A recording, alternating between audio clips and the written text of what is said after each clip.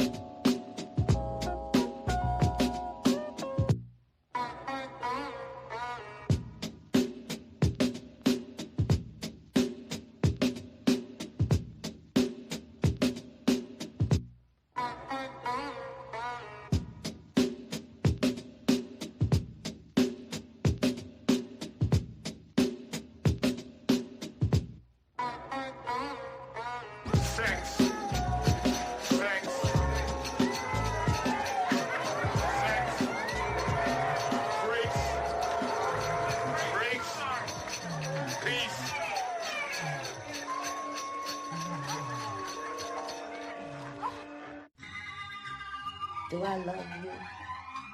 Do I lust for you? Am I a sinner because I do the two? Can you let me know right now, please? Benita Applebum.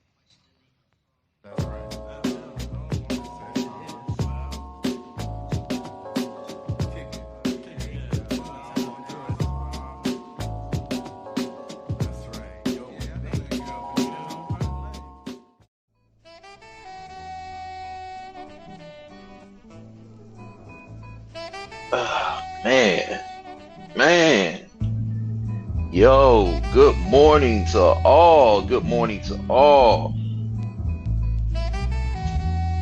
Good morning, good morning, good morning, good morning, good morning.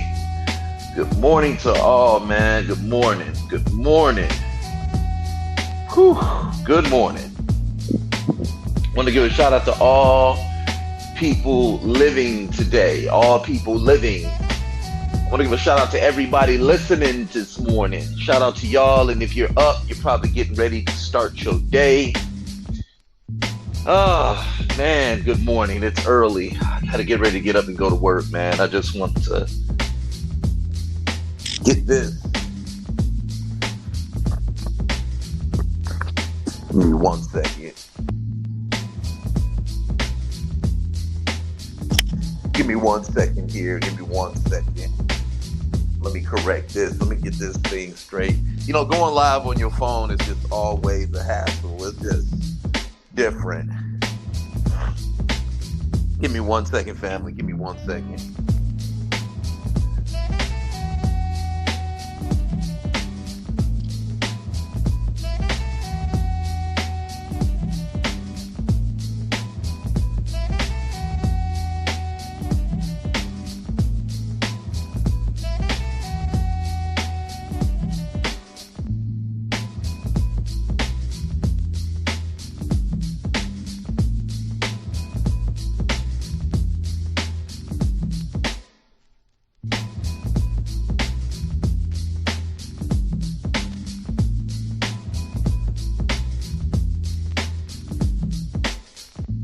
Man, shout out to everybody tuning in, man. And I just got to get this shit off my chest. You know, it's the morning time. It's me just ranting.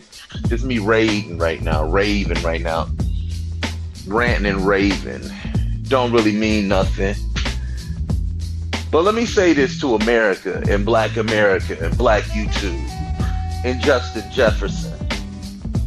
Andrew Kirk was nothing but a Christian crash-out bigot. And Andrew Kirk's death wasn't shit but the chickens coming home to roost properly. Fuck Andrew Kirk. I can give a fuck.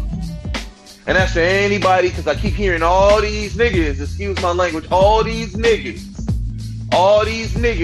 that be running around talking about black power, all these niggas that be running around talking about we gonna rise up.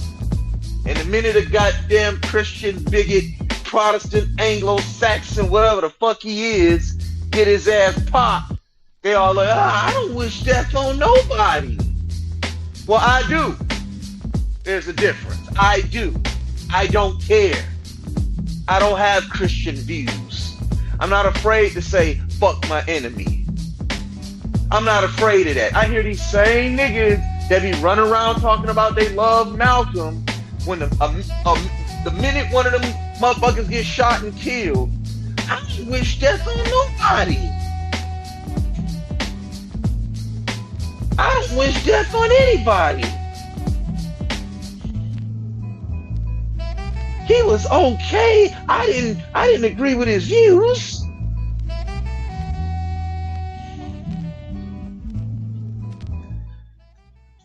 I didn't agree with his views. But I don't wish death on him. I don't have to give a disclaimer before I talk about a racist bigot. I don't do that. I'm not into that shit. You shouldn't be into that shit. But the problem is we're so marginalized and we've been so brainwashed by our enemy. When one of them finally get what they got coming, you afraid to celebrate that shit. So you're not really a revolutionary. You just somebody on YouTube. Y'all, a lot of y'all niggas is just niggas on YouTube gatekeeping that shit against other views that black people have. That man was known for saying, when I see a black pilot, I gotta think to myself, is he qualified? That man was a man that sat up there and said, oh, when black people were living during Jim Crow, they were doing way better than they are today. That was a person that said black people for years have been trying to replace Anglo-Saxon Protestant Christians And now they want to also use Nicaraguans, Mexicans, Puerto Ricans, anything that was layered in bigotry and racism. That man stood on that shit. See, that's what motherfuckers ain't understanding. All these goddamn conservative Christians that's coming around, they making a name off, guess who? Your your oppression and what happened to you. He has basically said he don't give a fuck. I keep telling everybody, go read the book Mein Kampf by Hitler, and you'll see how he systematically destroyed the image of the Jew. And he did it through something called propaganda. He would create newspaper articles about him. He would create cartoons of them. He would always slander them as an ethnicity. He constantly did it, constantly did it, constantly did it. I keep telling everybody, when it happened, Trump went live and the first image he showed was the image of an insane black man, one that was clinically insane. Switching the narrative. He gotta switch the narrative now. Oh no. This ain't about whites killing whites. This is about minorities killing whites. And nothing should be enraging America even more than a black man killing a white woman. Andrew Kirk's death is based on the Trump administration and they fucking propaganda against minorities. That's all it is. And now that one of their damn rhetoricists have been killed, slaughtered live on TV, guess what? We got to switch the narrative. We got to find a way to switch this narrative as fast as we can.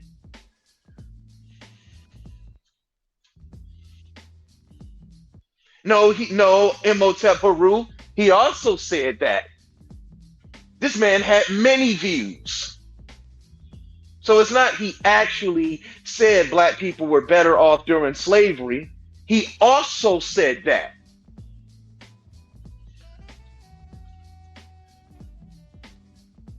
He said black people had more jobs during slavery. See, that's another thing we got to stop doing. Always challenging what somebody else said and say with this type of stuff. This is what I'm saying, Imhotep. We got to stop that. He said a lot of things.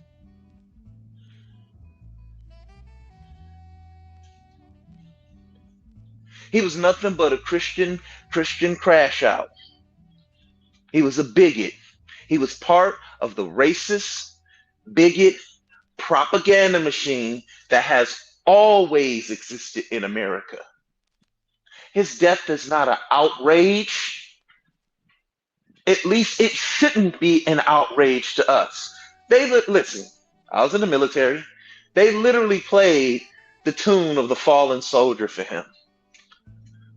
Trump is literally saying the nation should have the flag at half stance for him.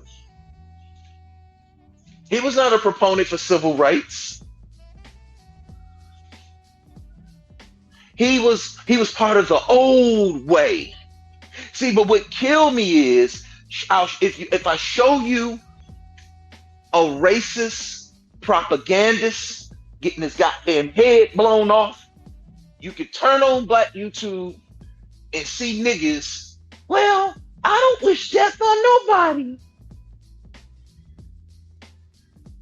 But they want to be talking about sparking the revolution. They want to be talking about Marcus Garvey. They want to be talking about Malcolm X. They want to be talking about, as I said, Black Power. But not understanding the revolution. If they think a revolution gonna come with black people and ain't no blood gonna be spilled, they out their goddamn mind. Because see, that Trump administration is sparking their revolution.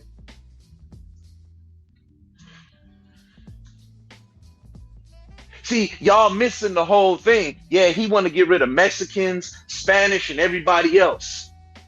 Then he want to talk about creating jobs, but at the same time, he closing down factories.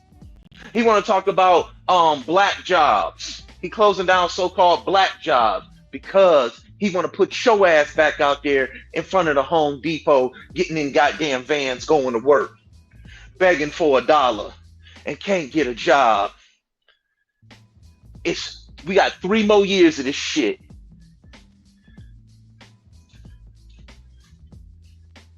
And for 6 years, they didn't had a racist bigot in the goddamn office. This would be, excuse me, 8 years. They got a racist bigot in the goddamn office. That's Trump.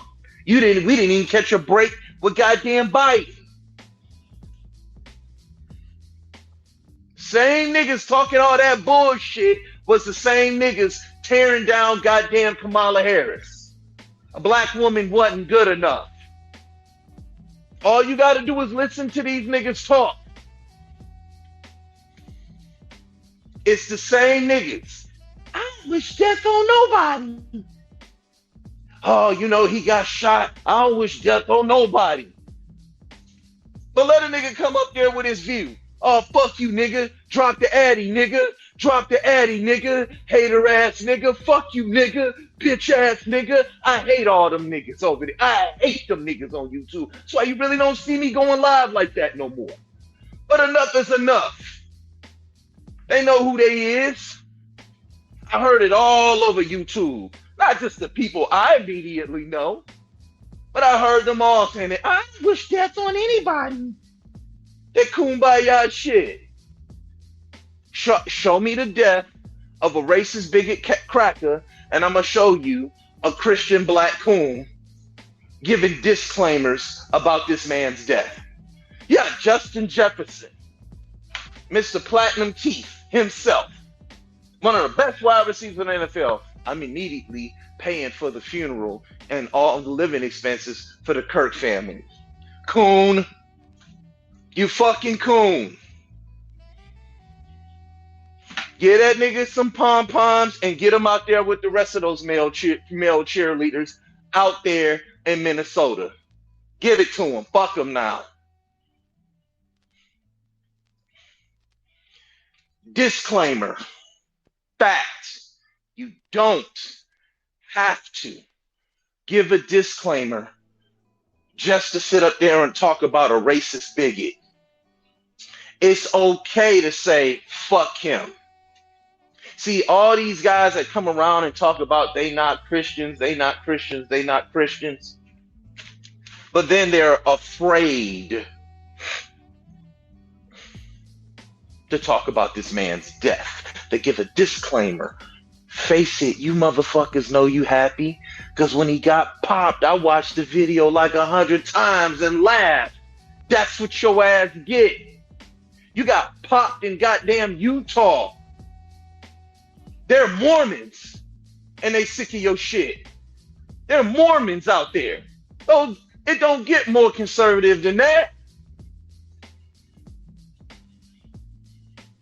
It don't get more goddamn conservative than that. And they got rid of your ass.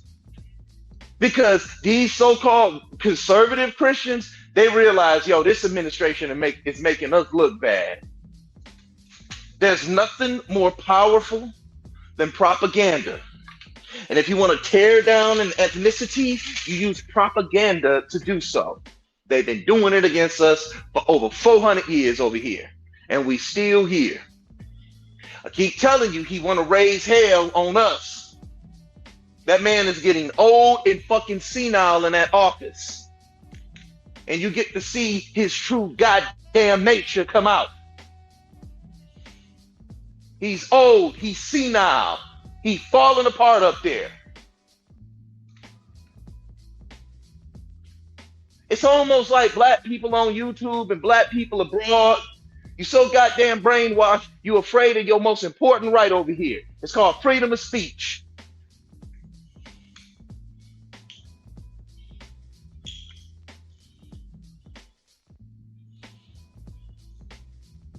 I wonder if Jesus exists and they go up there. He probably a person of color. Andrew, sorry, brother. Hell is that way. Get the fuck on out of here.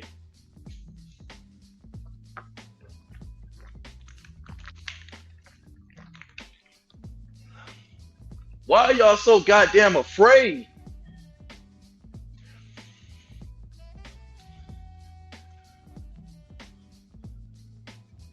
What up, though? Like, I'm just honestly, yo, fam, I'm sick of hearing this shit.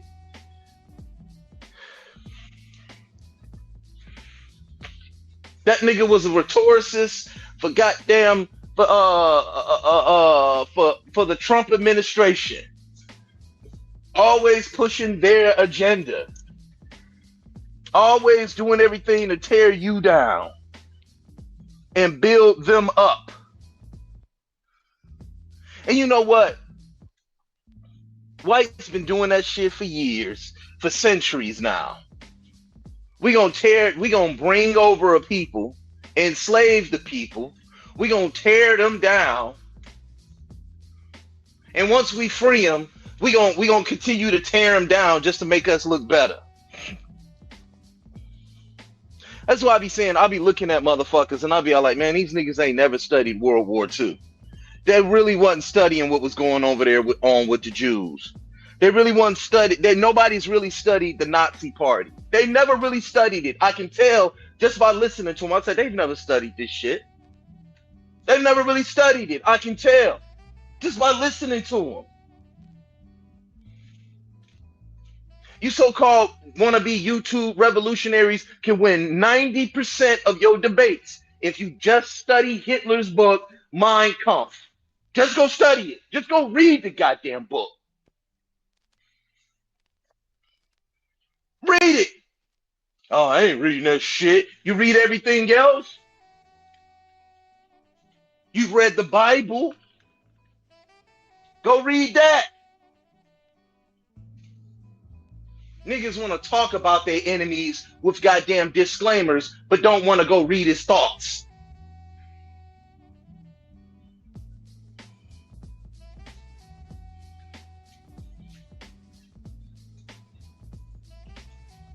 Then go look at the movie Birth of a Nation.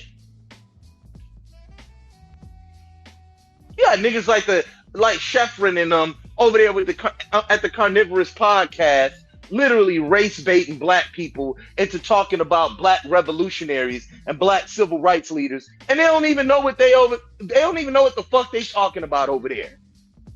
You got this nigga named Logic over there. Shout out to him. He a good dude. But shout out to him. He over there talking about Egyptians practice human sacrifice. I told him I'd debate him on the shit.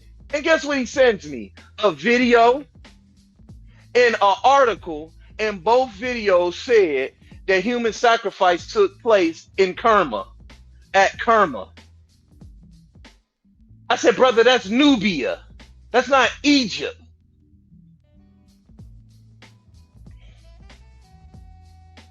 Do y'all niggas know how to read? Or are you so blinded by your race baiting, you don't read the subject matter? You just gave me an article. And you know what he said after that? Oh, where do kings come from? Don't they come from the south? Slippery slope. Did Egypt practice human sacrifice or not? This say Nubia. So are you now acquiescing your position when you say Egypt wasn't black? You motherfuckers is so easy listening to y'all talk. Y'all so easy.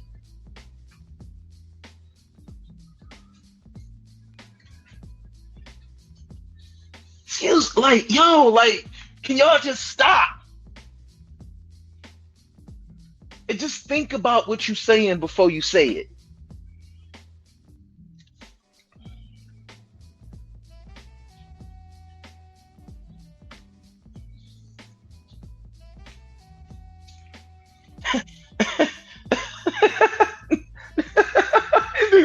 First of all, I don't wish death on nobody. I do.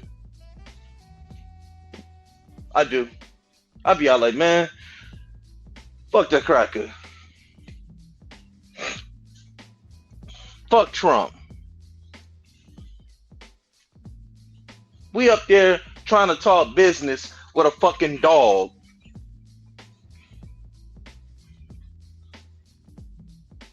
Y'all will cuss each other out, make mockery of everybody on YouTube, but the minute a white man gets shot and killed, first thing y'all niggas is running around doing, disclaimer, I don't wish death on anybody.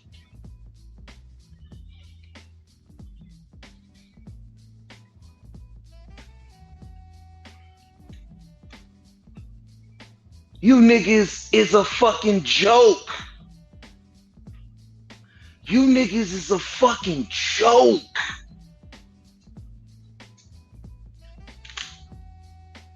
You're anti-African, anti-civil rights, anti-Martin Luther King, anti-Huey Newton, anti-Fred Hampton, anti-anything black, anti-anything black author, and anti-anything black academia. I don't wish death on nobody. But you've been killing blackness all over YouTube with your fucking coonery. This time, I ain't gotta call names. It already stings. This message alone is stinging. I don't wish death on anybody. I do. Fuck Andrew Kirk. He got what he had coming. He's literally up there rage fading. He's literally up there race fading.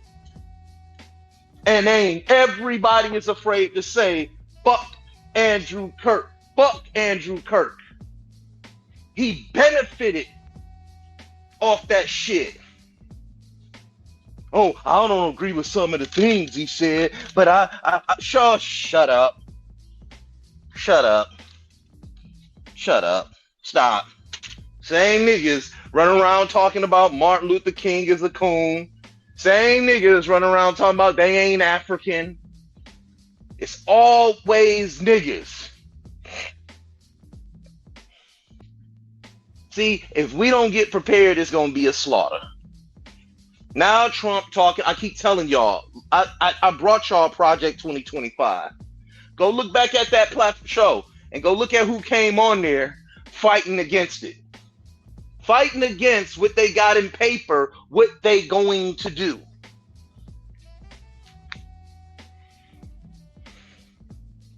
Go look at it. Don't believe nothing I say. It's right there. I'm giving you the facts. It's right there.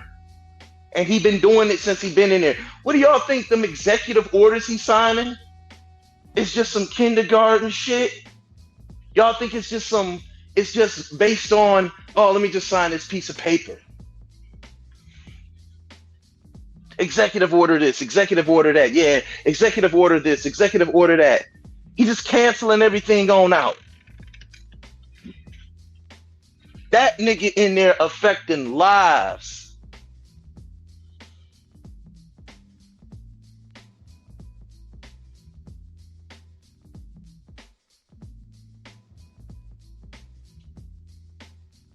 Yeah, there you go. That's a good movie. Excellent point, Steve. Go watch the movie Miracle at St. Anna. Go watch that movie. That was Spike Lee's movie. That's an excellent point. Go watch that movie. Andrew Kirk was pushing that bullshit.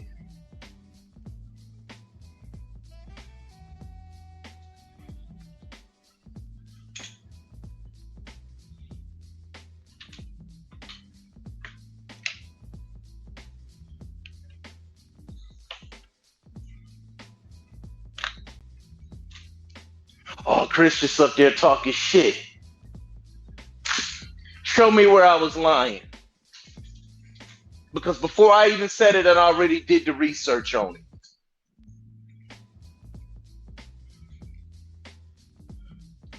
Tired of hearing these fucking abos, Christian coons, and Hebrews.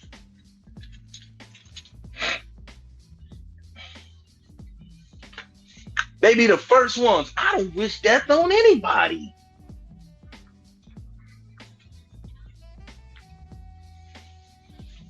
Y'all ever seen the movie Wide Earth? When Val Kilmer played Doc Holliday.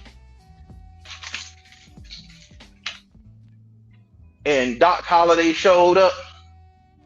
And Ringo was out there talking shit to Wide Earth. Like, what's up? Come on out here. Come on out here. Play for blood. Play for blood. Play for blood. Ringo was talking all that shit, wasn't he? Doc Holliday showed up. Okay, play for blood. Uh, I was just playing around. Doc said I wasn't. See, he looked death in the face and he saw there are people out there that will play for blood.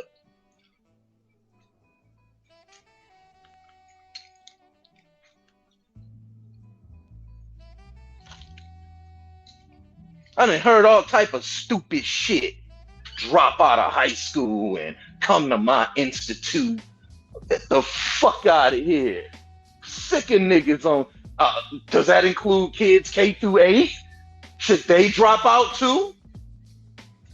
Maybe before you niggas start talking, y'all niggas need to be giving disclaimers on yourself. Maybe that's what a lot of y'all need to be doing. Let me give a disclaimer on myself here. The views and opinions that I'm about to push sound dumb as fuck. They sound coonish, uneducated, and unsupported by any form of logic.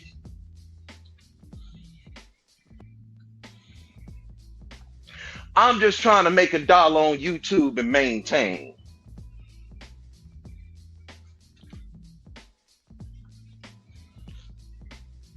I just want to push some pro-black shit and not really have any facts to support it.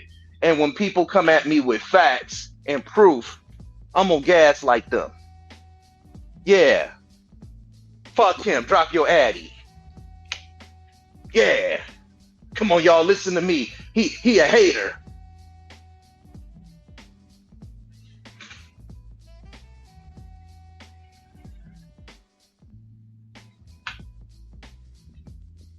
I don't wish death on nobody. Fuck, you think you gonna have a peaceful revolution? What you think, that revolution gonna be a kumbaya moment? They gonna just let you sit and eat at the table? Come on in, brother. We've always liked you. Anywhere there's a revolution, there's gonna be the death of a revolutionary. Anywhere where there's a death of a revolutionary, there's going to be an immediate impact on the people who follow them.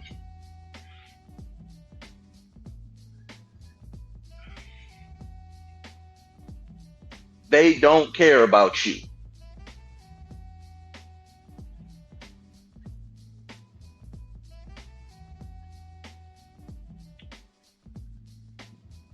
All these unsubstantiated claims that these niggas is out here making.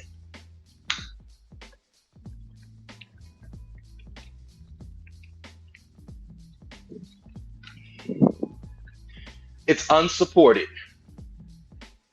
Anything they be saying, I'm already looking into it. Like, oh, that's interesting. Let me look into this. Oh, yeah, this is unsupported. These are your views and opinions. But if I see, the key is, this is the key.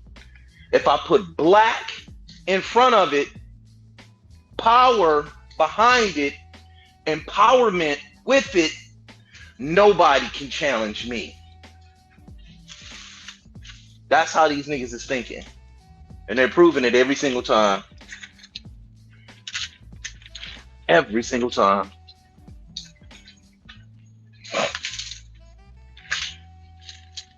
Get out of here.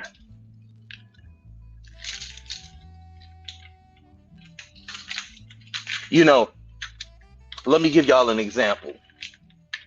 The people I know don't allow me to say anything. C-Dot called me yesterday after I was done. He said, hey, Chris, man, fuck all that don't vote shit. Don't say no shit like that live on air. I said, I didn't say that. He said, yes, you did. You said we shouldn't be voting. I said, oh, excuse me. I meant to say, and I could correct it. That's how easy it is. You know what, guys? We should, since we don't have any real economic power, since we don't have any, how can I say it? We don't have any real pull. We need to use our vote to leverage against them. We need to use our vote as leverage against them. He said, exactly. And he said, Chris, I totally agree with that. So I misspoke. Something small and minute as that. He said, Chris, you misspoke right there. Don't say no shit like that. So the things I say don't go unchecked. You got niggas mad who get mad at my personality. You got niggas that get mad at me because, believe it or not, I'm just the first to it.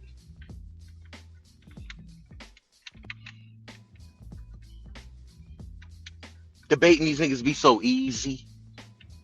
Sometimes when they be talking, I just be looking at them like, bro, really? It's like James White. I don't know if y'all know, he's a Christian apologist. He be debating Hebrew Israelites and he just be making them look stupid. Excuse me, sir, where'd you get that from? It's right here. Excuse me, sir, the Bible is a religious text, not a dictionary. Y'all should see him when he be debating them.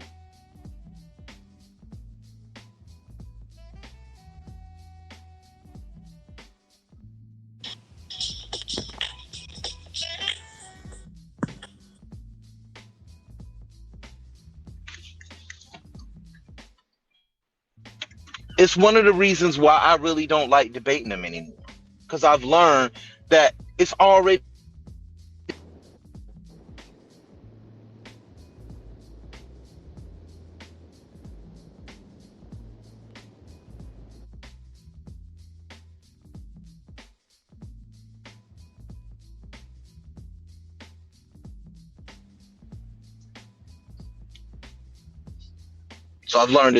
a winning argument. You're really just spinning your tires in the mud. Andrew, let me get back on topic here. Andrew Kirk's death, or whatever his name was the chickens coming home to roost.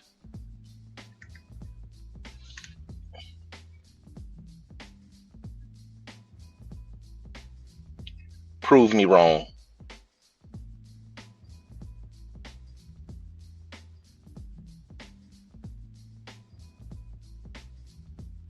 Prove me wrong. Justin Jefferson sent up here, one of the best wide receivers in football. I'm gonna pay for his family's living expenses. Meanwhile, he talking about the black family, tearing them down. There you go. Give a nigga $1 million. He think he done made it.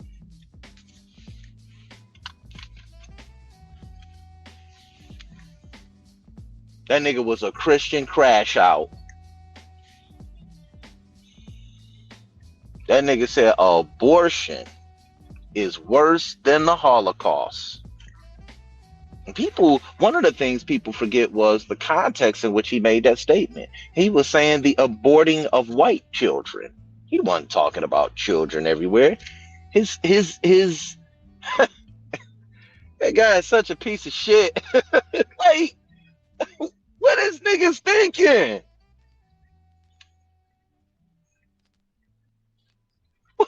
What is niggas thinking? These niggas is anti John Henry Clark, anti Dr. Ben, anti Dr. Francis Cress Welsing, anti black.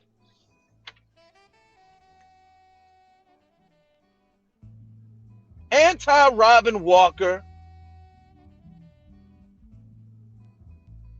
And then when you talk to half these goddamn niggas, ain't none of them been to school. Ain't none of them took a history lesson.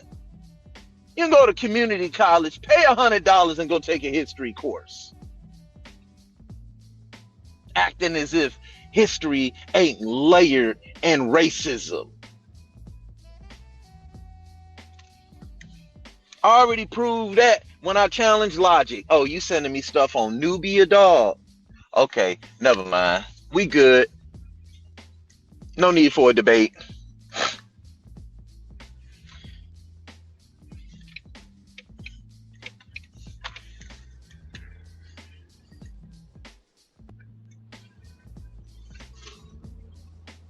No thanks, dog. You good. You gooch.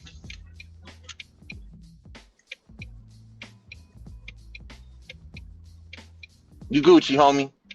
Never mind. You ask the carnivorous podcast a question, and all of a sudden they go stupid and dummy on you. Oh, they start the slippery slope. They didn't even know W.E. Du Bois' Talented Tenth is a response to radical white racism in his time. They were the first to come up with the Talented Tenth. I be saying these niggas just be talking. Ain't never fucking read a book in their life. It's so embarrassing.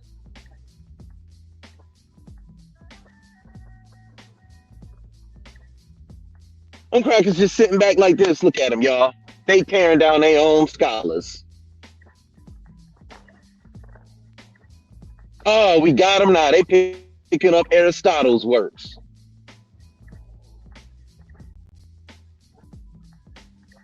Woof, we got them now. They reading Greek philosophy. Oh, their mind is twisted now.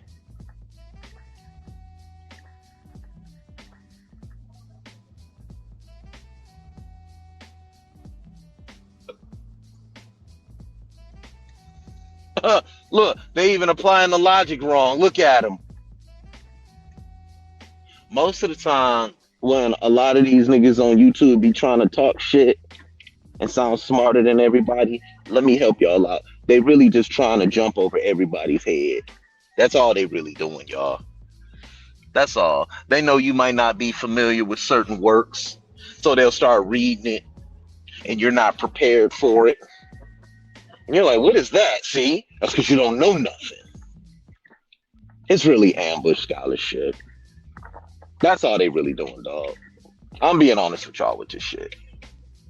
They don't really have a lot to show. They really don't know nothing. They just find a book that you're not familiar with, and then they'll read it off to you. So they're really not debating. That's why when I asked Logic over there at Carnivorous Podcast, when I asked them for a source, so we can, because Egyptology, that shit runs so deep. When he gave me one, I kind of like laughed. I said, dog, this is talking about Nubia. Well, the kings come from the south. Huh? What? All the kings come from the south? What do you... Never mind. Because we about to go to Dummyville now. No, thank you. No, thank you. He's a cool guy and all that, but nah, I'm good.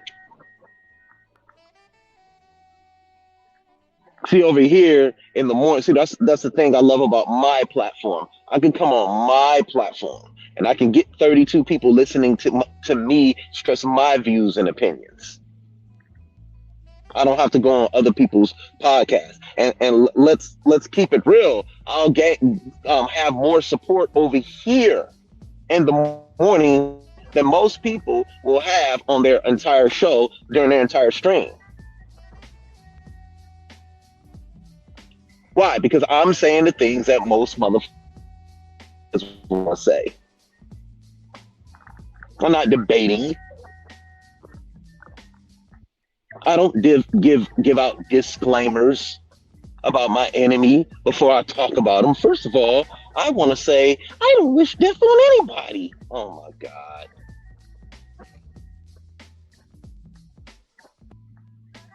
I listened to that shit. I was like, oh my God. Like, what are we doing? I don't wish death on anyone. Yeah. That man has a family. Start the bandwagon. Yeah, and you got a family too, and he tearing down yours. But still, the things we say, the things we do, the approaches we take. 42 people listening. Here, let me say this. I don't give disclaimers to my enemies. Fuck Andrew Kirk. He got what he deserved. He was anti-African. That's all I need to hear. Fuck him. See, Jews, you got to give it to them. They don't let their enemy off the hook for shit. They don't let their enemy off the hook. He was an SS officer. Ma'am, sir, he's 99 years old. Who give a fuck? Arrest his ass. They arrest them niggas and had them niggas brought up in charges and throw their ass in jail for the rest of their life. They don't give a fuck. See, Jews, they all came together, pulled their money together, all went to school. They all did that shit. And you know what they say about you? Oh, yeah, everybody else did it. Everybody else can come to this country and sit up here and get their shit together. But you niggas can't get your shit together. They keep telling you how they feel about you. They don't even filibuster the shit. They just think all niggas is poor, all niggas is stupid, all niggas can't read. Andrew Kirk said something about rap music one time. And I've been binge watching this nigga's bigotry. People need to stop listening to rap music, that deplorable music, and start listening to the music that built this country. Oh, excuse me. 12 years a slave. Nigga run, nigga roll. Look at y'all, that nigga run, run, run, run. The patty gonna get you, run, nigga run, but you never get away. Hey, speaking in code. That's the music that built this country. I would have been out there like, so you'd rather we listen to that? Well, what music built this country? Because before rap music existed, there was jazz. Are you saying that was deplorable? Because guess what? Conservative blacks in the 30s and 40s, they thought that music was bad. At one point, y'all, they thought jazz music was radical.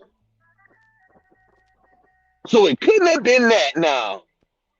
See, when you stick with the facts, see, listen, why aren't we reading anthropology? You know, Unc told me that. Unc West, Chris, I want you to start reading more anthropology. I said, damn, he right. Unc West, he told me that. Chris, you got the history. We know you got the history, but I need you to start reading more anthropology. He made a good point. I said, agree. I don't agree with Unc's views, but he said that right. But the problem I have with a lot of anthropological studies is they all come from Europeans, Germans, Swedish people, etc., as it pertains to black people in Africa. It comes from them. And then when you're reading a Shank Antioch or you're reading any other black scholar, you guys say it's just, you guys write it off of Afrocentricity. See, I have a problem with that.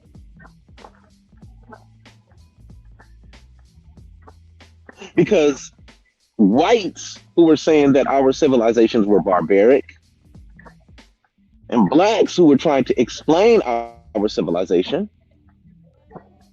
you guys tend to be against. You guys tend to lean towards the extremism of Europeans or Eurocentric thinkings, and not towards Africans explaining African culture. Oh, it's pseudo. That's pseudo.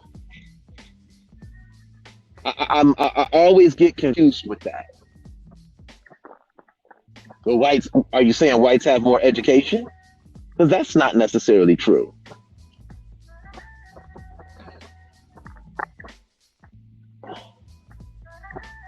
And let me tell y'all something. Stop picking up the scientific papers, reading them as the authority. It's not the authority. An abstract, a methodology, and a conclusion. That's all they're doing. They give you a methodology. That's their research, the study, and then they give you a conclusion, which is based on everything that they've gathered. It's the scientific method, I agree, but it doesn't mean that it's always correct as it pertains to anthropology. as a history. Because a lot of the books that they read, when you look at the bibliographies, a lot of the books are ingratiated, quote unquote, in racist ideology as it pertains to African people and their culture.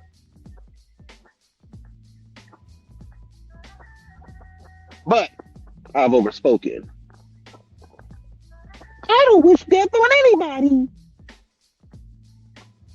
So shout out to all 43 people who are up listening. The link is in the chat. I'm pretty sure somebody's listening that don't like me and probably want to defend it. Now's your opportunity. And I'm not setting the stage at all. Because see, I'll say it again for Justin Jefferson, who plays football on Sundays. Fuck Andrew Kirk.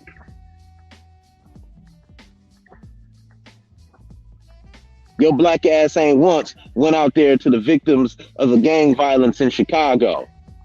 I watched a kid pull a goddamn AR-33 with a goddamn 20 times scope out his pants. I said, what the fuck?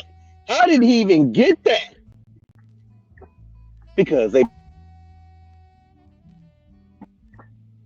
destabilized Chicago by getting it's been systemically done for over 50 fucking years.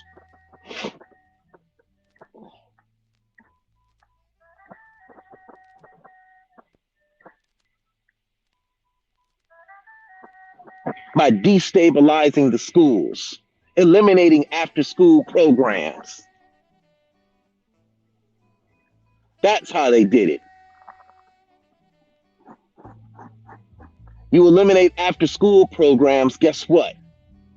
You create kids with nothing to do. Now, gangs on the South Side are synonymous with Chicago, but it ain't never been like it is now. I know people that live in Chicago. They tell me all the time, like, yo, bro, I ain't never seen it like it is now. It's people driving, minding their business, and they getting shot at just for passing on through. Who's that? They have done it systemically. They've destroyed your coach. Excuse me. They've destroyed our culture. They've destroyed our infrastructure. We don't even call them young men no more. We call them YNs. Not understanding subconsciously what that is doing to us.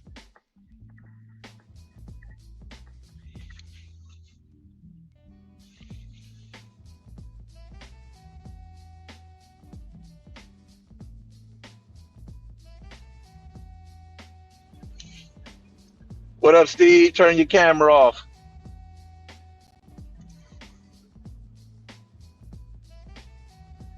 You on board? What's good? Can you hear me?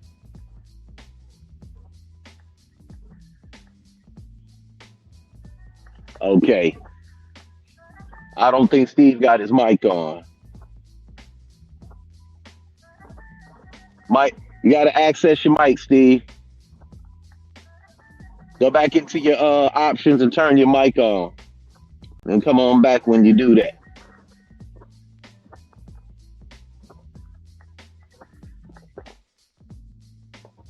Playing that stupid shit. Not you, Steve.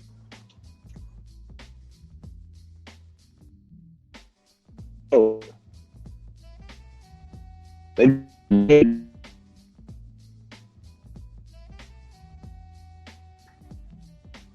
Young director. And it's everybody's fault.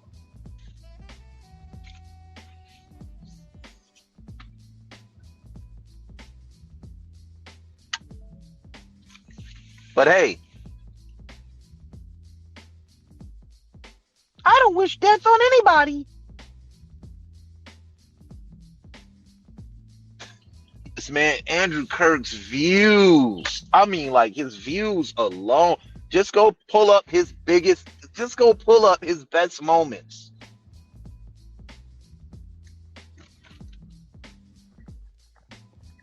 It's propaganda.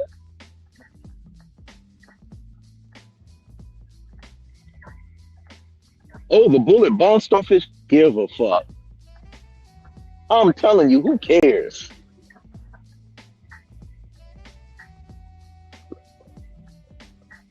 Let's bring him on in. We got. What's up, man? How you doing?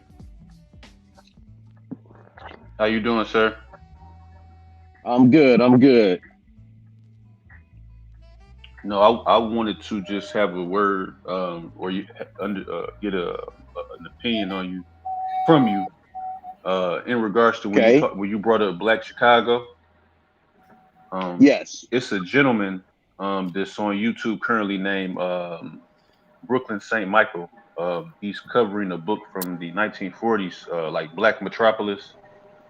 I believe Okay. Black Metropolis, like a psychological study in the northern ghetto or like the northern city.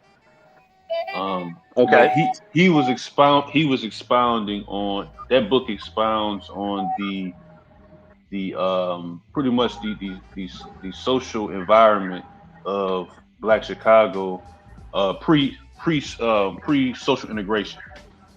And Okay. it talks about the issues and the mindset and the behaviors and this family structure, et cetera, down the line of Black Chicago. And when you kind of read the book, I mean, or when he kind of studies the book, 'cause I did get it on Kindle, it's kind of really like I kind of understand why Chicago it is the way it is today. And it's like the idea popped in my mind. Well, really, when we talk about, because I'm from Detroit, and when you talk about the Chicago's, the Detroits, the Clevelands, the Milwaukee's, and a lot of the northern Black cities that our grandparents and great grandparents came to from the South, and tried to build a better life for themselves, it's really almost like what they built wasn't on a strong foundation. That even though we were in a better place and making more money, you really couldn't. I guess you say the tool of self determination or the tool of carving out a future for yourself, the way maybe a person within a nation or incorporated territory or a reservation or these different type of things that they couldn't really be done, because the people that were in these places, but their mentality was, okay, I want to get away from from the lower class Blacks. I want to get away from them. It was like, okay, in a nation, the people, the 1% or the government, they steer the people. They're able to steer the people. They're able to cultivate solutions over a certain period of time to elevate the group of people. But it was like, if you read that book, you kind of see that, like, okay, that 1% or that upper class never really, it wasn't a government thing. It was just like we was in these different communities, and it was like everybody was, we had to be together. So once people got to kind of like get away from each other, they did. And then the people that were left, it wasn't a thing where they had the power to really elevate collectively. If I don't know, if you had to read that book, but it's like, that's why I say, like, do you think it would have been better if the status or the civil rights generation just would have just fought for some type of enclave to govern themselves? Because it's like the cities, it's like, okay, you really couldn't do anything. You know what I'm saying? Like, it's just like Detroit. Like, okay, the people came here, they made better lives, and then when things start really heading downhill, you didn't have really the power to steer it anywhere. So it went downhill, and then the people who were upperly mobile left, and it just left the lower class of money just to be among each other. You know what I'm saying? You understand what I'm saying, or am I talking too much? No. You're fine. When you're saying that we didn't have any power to govern ourselves, the cities that you're talking about today are predominantly Black cities. Detroit had a Black Right. mayor. A lot of the Right. infrastructure was Black, right? So it's not that we did not fight to include ourselves in government. I think over time we just were making we just started making bad decisions, especially the Black middle class from that period of 1985 to 1989. Because I grew up in Detroit, also. We had a Black police chief, Black mayor, Black city council. Everything was Black. So we've always had the ability to govern ourselves, especially in our black cities. But what began to happen was the infrastructure got infiltrated. They were allowing after school programs to be shut down. They were allowing, how can I say it, facilities that children would go to during the weekend, like YMCA's, to be closed down. Um, Tax cuts included, because we weren't necessarily out there voting. A lot of those things happened. A lot of those things play into it. But to say that we don't know how to govern ourselves, and I'm not saying that's your final conclusion, or the civil rights movement wasn't calling for us to govern ourselves, that would be incorrect. We were calling for change, and we were also fighting for us to govern ourselves. You know, that's incorrect. I will tell you that you're incorrect there. But I'm not saying you're incorrect in a way that you don't know. I'm saying that you're incorrect based on the statements that we weren't fighting to govern ourselves. That's what the Pan-African movement was about. It was about us creating a destiny for ourselves. And I think overall we're becoming very complacent in the society, and that's why I was speaking on the Jews. They like, fuck that. No, they don't give their enemy a break. They just don't do it. They don't do it. They don't let anybody forget what was happening to them. And we tend to forget what happened to us. We're creating this atmosphere where it's okay to say blacks enslaved blacks. No, we didn't. That's a lie. We did not. That's bullshit. And it's wrong for you to sit up there and let your enemy off the hook by talking about slavery in Africa. No, we didn't. There was no chattel slavery there. I don't care what nobody say. But you know what? They'll rather debate me on that and stand on Andrew Kirk's side and say they don't believe he should have died. So, I mean, I'm straight. You know what I'm saying? I get what you're saying, though. I definitely respect it. Yeah. Well, I mean, when I say that, okay, I'm not saying that there were no leaders, because like if you look at it like, okay, the I guess you would say like the James Bevels and the James Farmers and the Bayard Rustins and the A. Philip Randolphs and all those people, they stood more on the line of the W. Du Bois and the Walter Wrights and the statists, the people who wanted a bigger position in the state, or wanted the state to have a bigger control over society, right? And they wanted more the socialist policy. So I'm saying that the people that was on the other side, like the Elijah Muhammad's and the James Rupert Lawsons, and like the people that came to be more on the Booker T. Washington side, okay, they wanted more the self-help and the control of one's destiny and the self-development and all that type of thing. But I'm saying as far as like, okay, when you come to a situation where, okay, people have to, in order for you to, be able to guide your destiny, people have to have a certain place that they call a foundation, like a certain place that we call a foundation, a certain place where, like when you talk about how, okay, they stopped the government stopped funding certain after school programs for the children, stopped funding certain public services.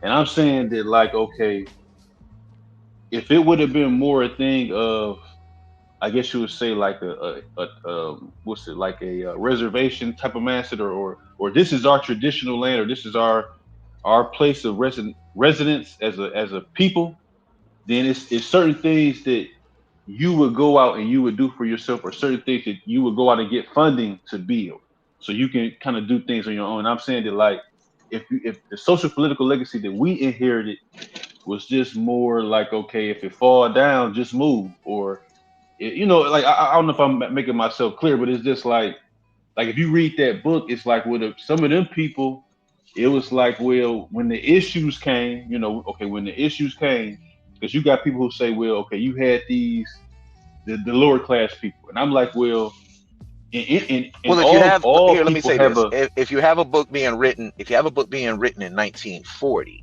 that would mean they're coming out of what, the Jim Crow era. Am I correct? Well, they talking about Jim Crow, Right. So Jim Crow times.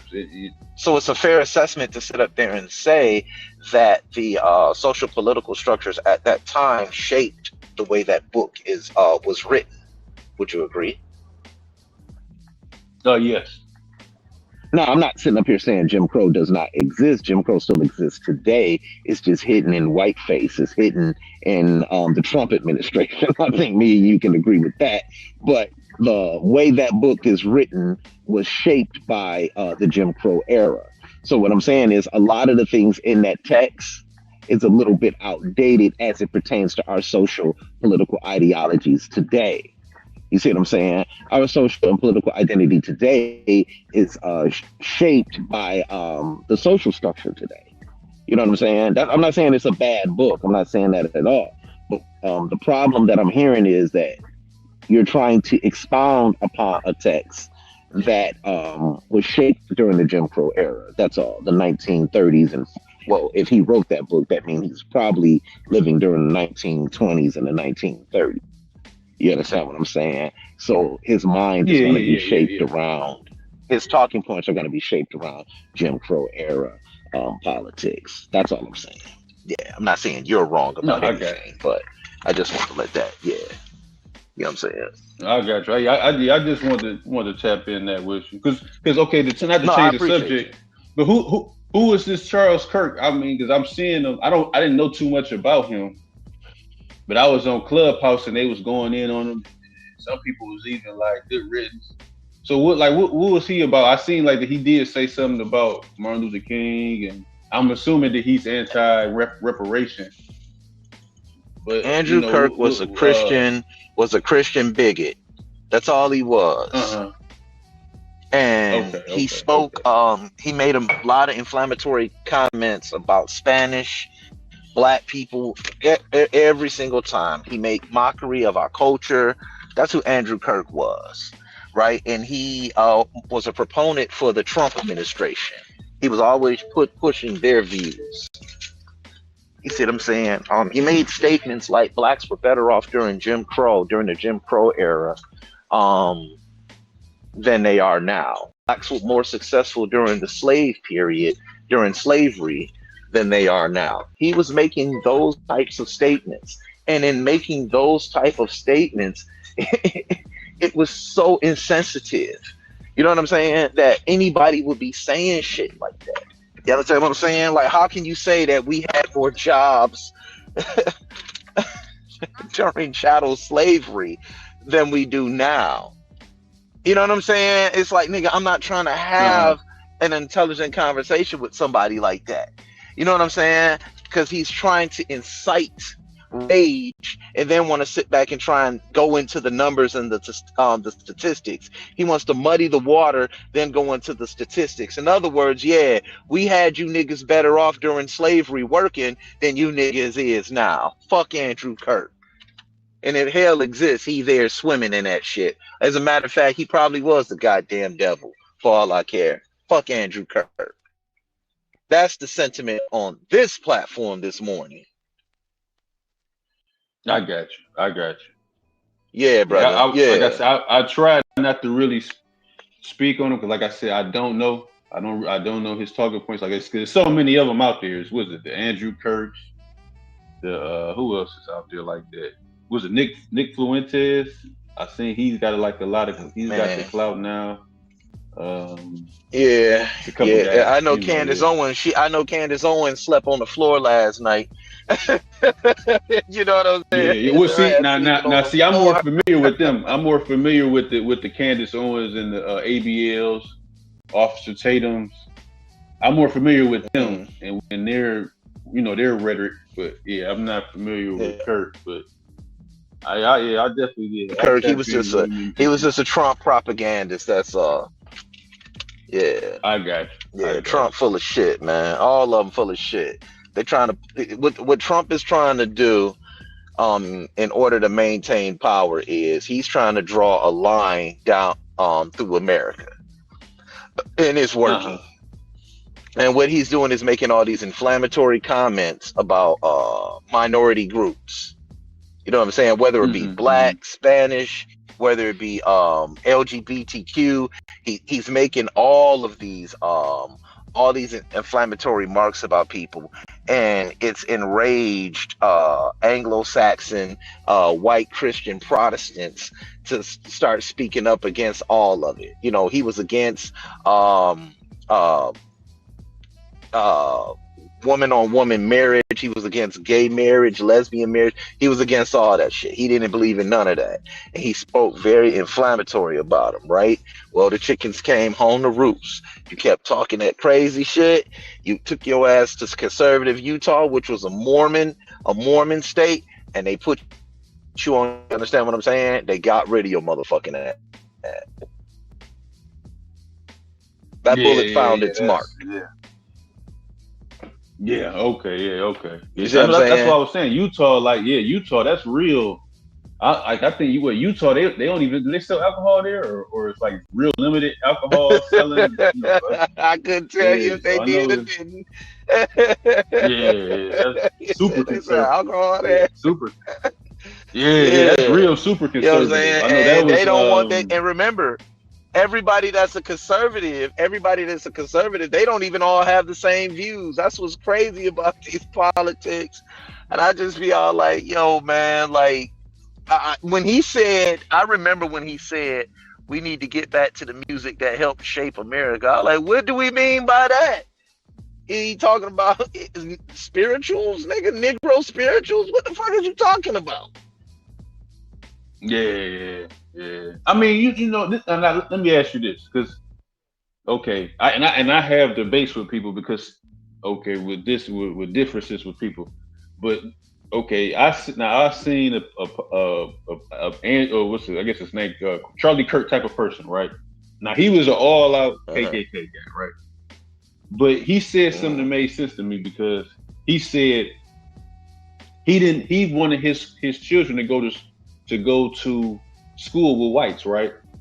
Now he proposed that instead of social integration, school integration, or what was the case?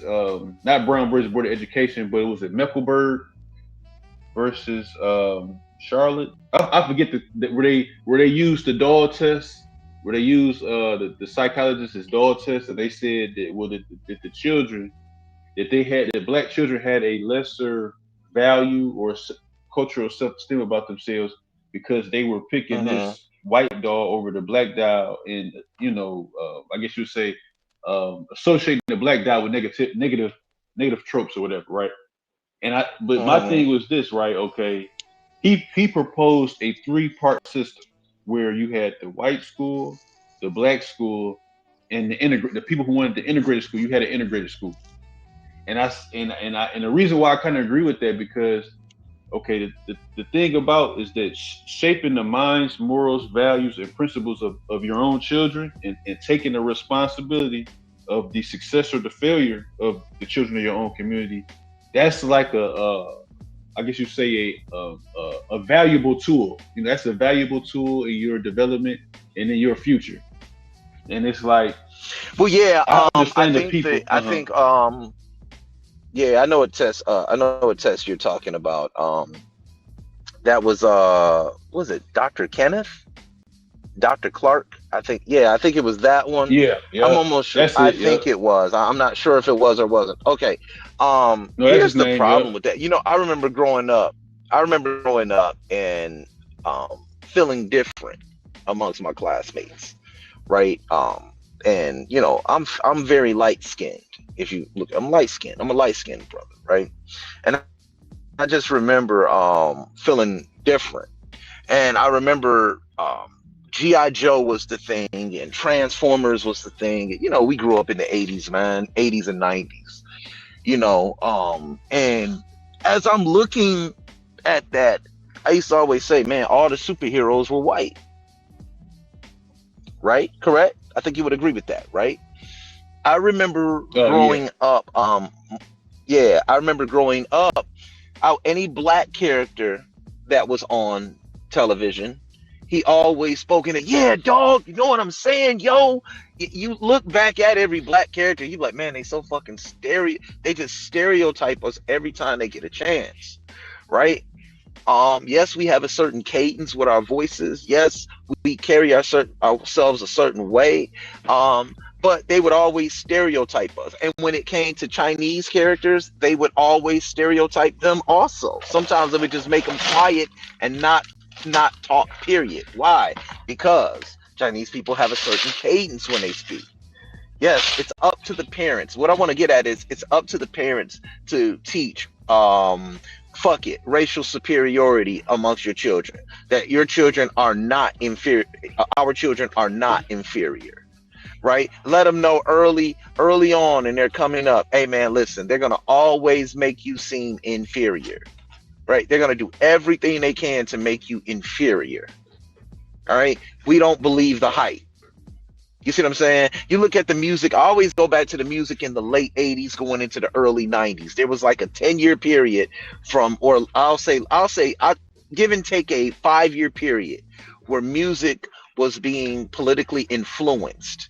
And when I say politically influenced, I'm talking about this movement of the native tongue movement and rap music, where it was all about the upliftment of our community.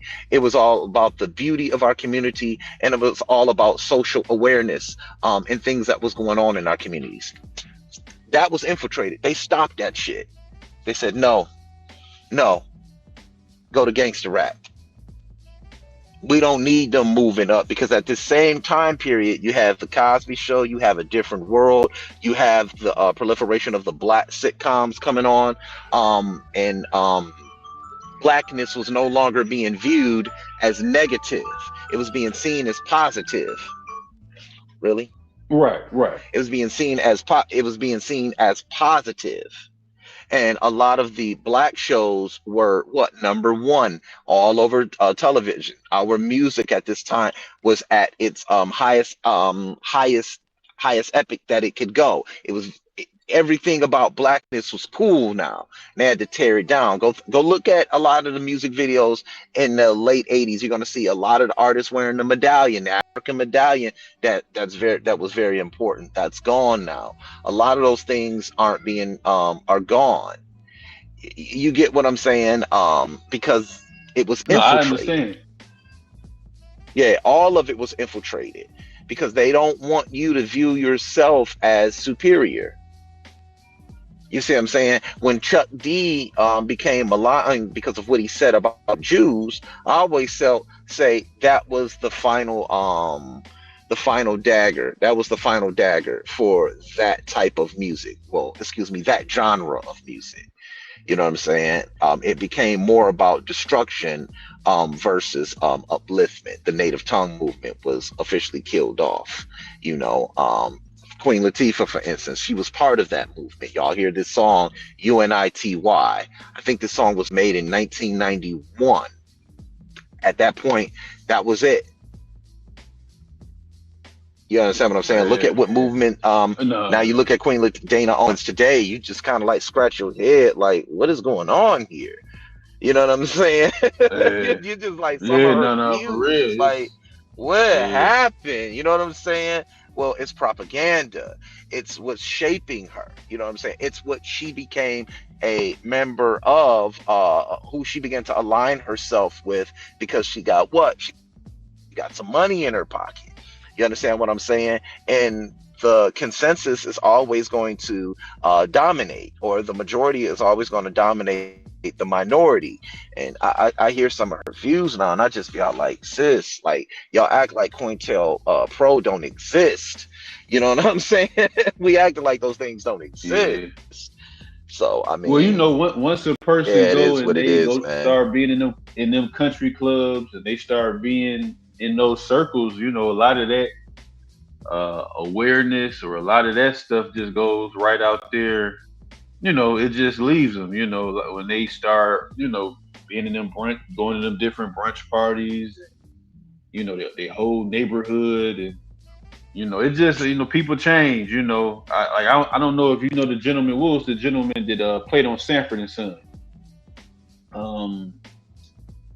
What was the one? Red What was his Fox. name? I forget it. No, the other one, the one that played the son. Um,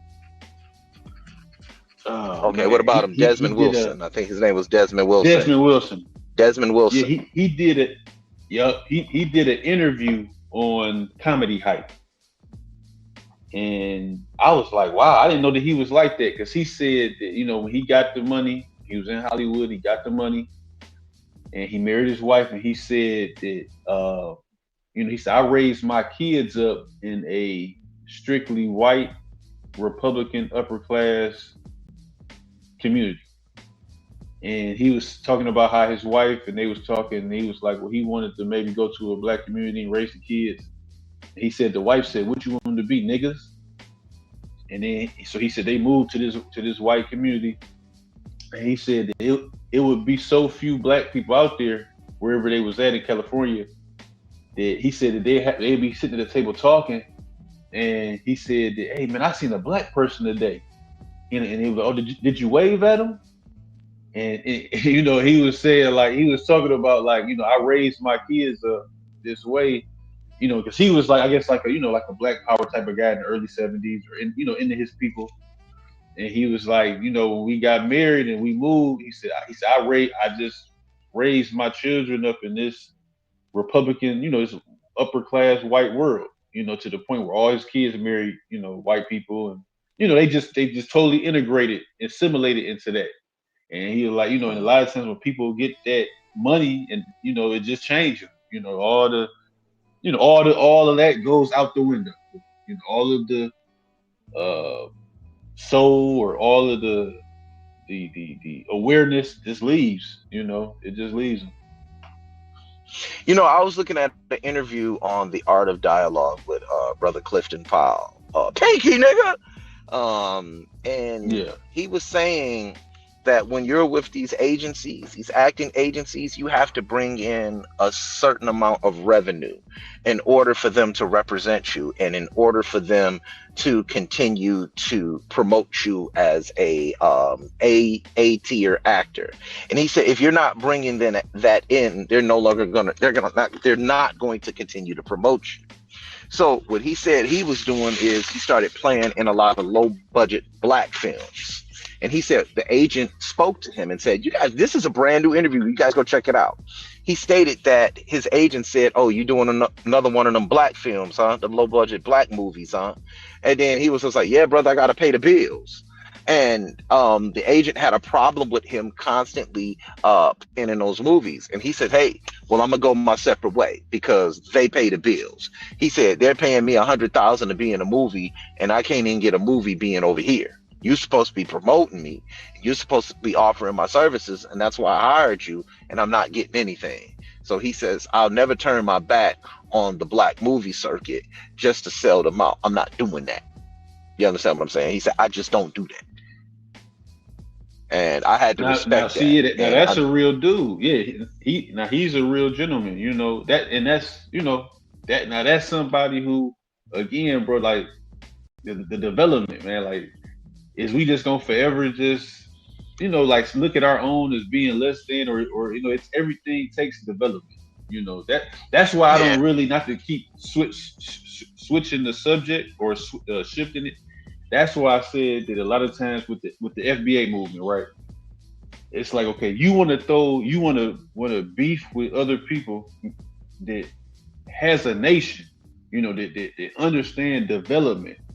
And it's like with us, since we was left a certain cultural inheritance, we look at development as struggle. Like, okay, we have this industry, this music, this movie and music industry where you almost 90% of the talent. You know what I'm saying? Like black actors, and they're all, you're a majority of the talent, the majority of the people that have these abilities. The entertainers and the actors solidified, but you won't go and develop your own means of production. You won't go and develop these things where you could be in it's complete out control.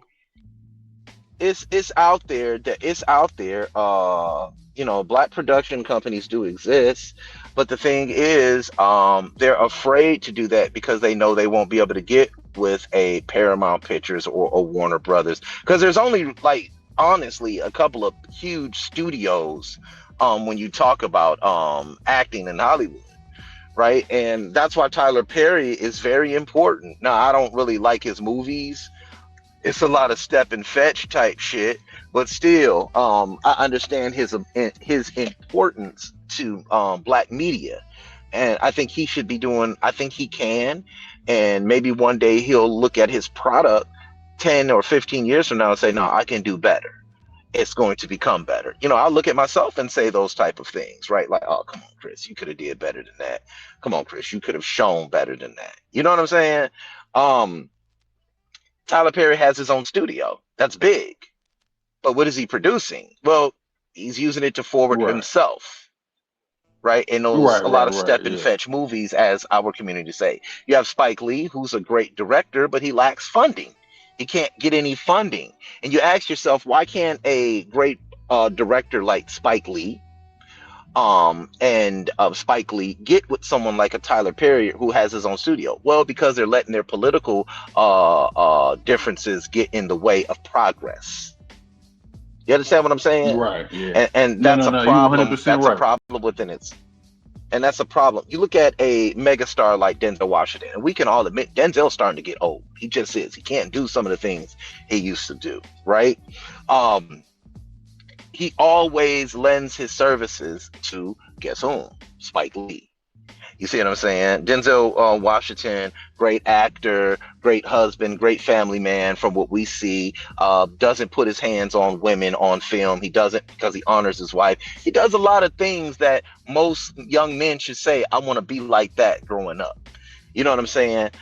He lends himself to Spike Lee. Whenever Spike Lee needs a leading actor, Denzel is his man. He said, "I can go to Denzel." Well, now we have leverage. Now we have power. You have a creative mind like Spike Lee. You have the talent with Denzel Washington, who many young black actors look up to. And you have the studio with Tyler Perry. Why aren't they coming together? You have to begin to scratch your head and say, "Hey, what's going on here?" We do have leverage. Because then once they see that Black Hollywood is going over there to Tyler Perry, now you have Warner, Mount, TriStar, New Line Cinema. You have all these companies that are saying, "Hey, look, they're developing leverage here. We're gonna have to start working with them completely." You see what I'm saying? Like one of my No, favorite, I understand. one of my favorite, but when you look at, excuse me, when you look at a Quentin Tarantino, he can go get Brad Pitt, boom, whenever he wants to, and they can go to Warner Brothers and do what? Boom, they can go get them, or he can go get Christopher Waltz, right? Whenever he wants to. Quentin Tarantino can go get Samuel L. Jackson whenever he wants to. Another supreme talent, right? Why isn't Quentin Tarantino? So there's your leverage right there. Samuel Jackson, he represents crossover appeal, right? Quentin Tarantino, superstar director. Face it, he has classic movies. My favorite movie of all time is Pulp Fiction and Inglourious Bastards. I love Inglourious Bastards, right? You got Samuel Jackson. You got Quentin Tarantino. He can go over there to Tyler Perry's studio and produce an Oscar-winning movie. You see, that's how we need to be thinking. We need to be thinking with leverage. And I want to go back to something when CDOT called and checked me and said, "Chris, never say we shouldn't vote." I said, well, what I meant to say is we need to use our vote as leverage, because our leverage is there. This is why they campaign in our communities. This is why they go to the black community and campaign. You see what I'm saying? Because they understand voting. There is power in voting. You understand what I'm saying? Now, do you think that our political power is waning a little bit? Like, do you think that that's something that's I kind don't of, think we have any. it's not as I don't think we strong? have any political power. Well, Not I mean, as waning. far as We don't like have any. how, well, I mean, as far as like how the DNC has always made a big hoopla, or has went for the black vote. Do you think that that's kind of maybe something that's kind of like on a downward decline a little bit, like as far as um, them coming up, winning the black vote or going to the traditional thing, going to the black church to campaign. I mean, like, do They you did think it. that They or did not? it Or not for. really? They did it 7 months. Listen, man. The Democrats was in the black church 9 months ago campaigning. All right. Trump was in the black church campaigning 9 months ago. It's not waning. They still do I it. got you. I got Yeah, you. they still do it. It's this thing that for some odd reason, what appeals to them? Well, Trump went in there and said, "What y'all got to lose?" That's all he really said.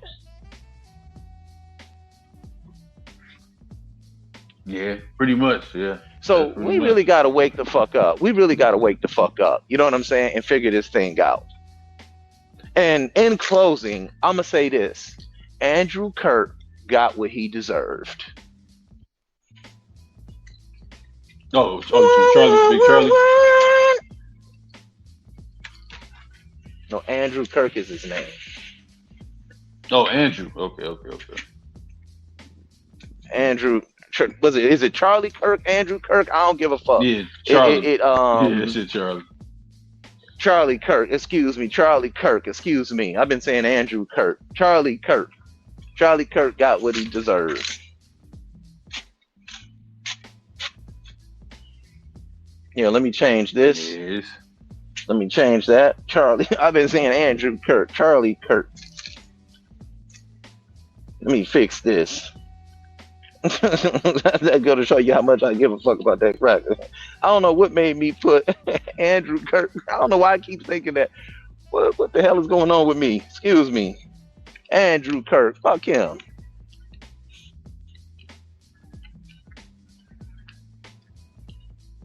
Oh man, I think everybody know what I meant. Yeah, everybody know what I meant, man. Charlie Kirk, that's his name. Charlie Kirk. I've been saying Andrew Kirk all day. I can't even get this. I told you I don't be giving a fuck about them crackers. So, I don't give a fuck about none of do you them. think that this? That Because you know bullshit they be how teaching. people are bigger in depth. Do you think this will radicalize, more people of that ilk to come about? Like when you kill one person, They already radicalized. radicalized. They Christian. Well, what's the first thing Trump did when he was murdered? He held up the image of a black man and said, "This is the problem with." He held up the image of a black man and said, "This is the problem with America." A picture of a black man? He's senile. Yeah. Oh, I didn't see that. Okay. Yeah. I know I'm on my phone and I'm live on my phone, but I will show the facts. I will bring the video footage. I will do it. You know what I'm saying? But listen, I got to get ready to get out of here, man. I got to get to work. I'm now at work. I'm on the floor, and I'm going to get finished today. And I will talk to you all tomorrow morning. All right? Y'all have a good morning, man. Peace. I'm out.